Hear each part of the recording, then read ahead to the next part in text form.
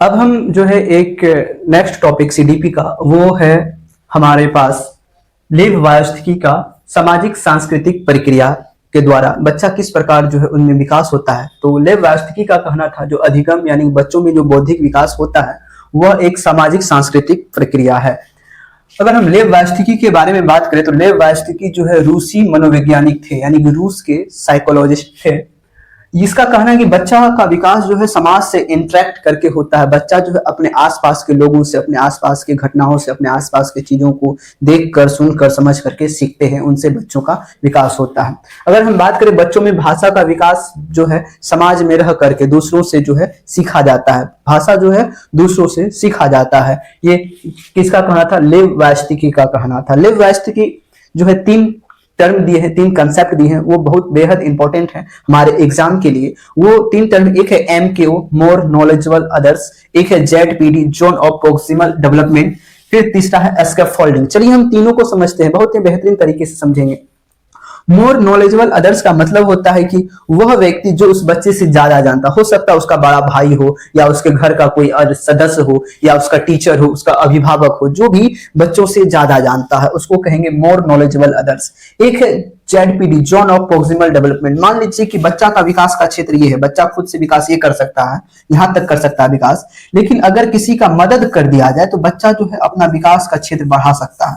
अब जो है बच्चा का विकास इस लेवल तक हो पाएगा। देखिए होता क्या है कि मान लीजिए एक साइकिल है तो बच्चा जो है मान लीजिए अपने से सिर्फ साइकिल गड़काना सीख गया है, तो अगर कोई उसको मदद करेगा तो कहीं ना कहीं वो चलाना भी सीख पाएगा। तो बच्चे को अगर मदद दे करके उसके विकास के दायरे को अगर बढ़ा दिया जाता है तो इसी बढ़ाए हुए दायरे को हम जेडपीडी कहते हैं, जोन ऑफ प्रोक्सिमल डेवलपमेंट, यानी कि संभावित विकास का क्षेत्र। यह कैसे होता है कि वह ज्यादा जानने वाले लोग जो है उसको मदद करते हैं और उसी मदद को हम कहते हैं स्कैफोल्डिंग। स्कैफोल्डिंग का मतलब टेम्पोररी मदद।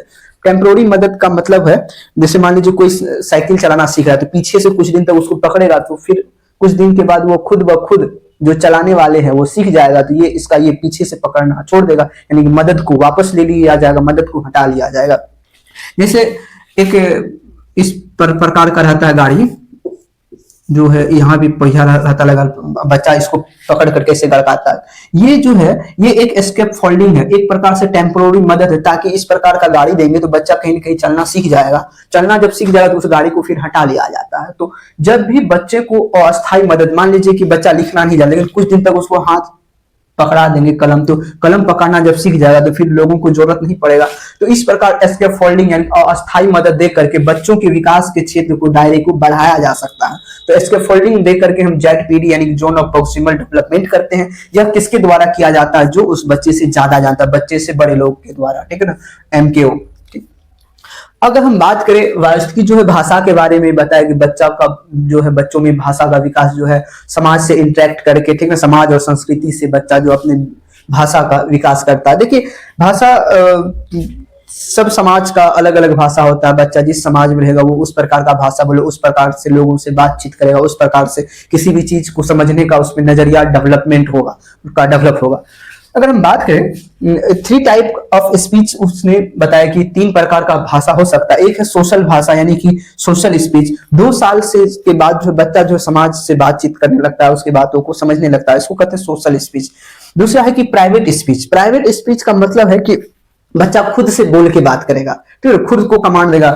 मतलब कोई चीज खेलेगा तो बड़बड़ाएगा कि अरे तुम किसी से भी बात करे, किसी से नहीं, वो खुद से बात करेगा। तो वो होता है कि जब बच्चा 3 साल का या 3 साल से बड़ा होता है, उस लेवल का बच्चा जो है वो खुद से बात कर करके अरे हमको तो ये करना है, अरे हमको तो वहां जाना, चलो चलो चलते हैं, ठीक ना, हमको तो अभी मतलब ये खाना भी है, ठीक ना, हमको तो अभी मोबाइल चलाना है। तो वो बोलेगा, खुद से बोलेगा और खुद को कमांड देगा, ठीक ना, खुद से बात करके खुद को जो है कंट्रोल करने का काम करता है। कब बच्चा 3 साल का से बड़ा होता है तो उसको कहते हैं प्राइवेट स्पीच, यानी खुद से बातें करना।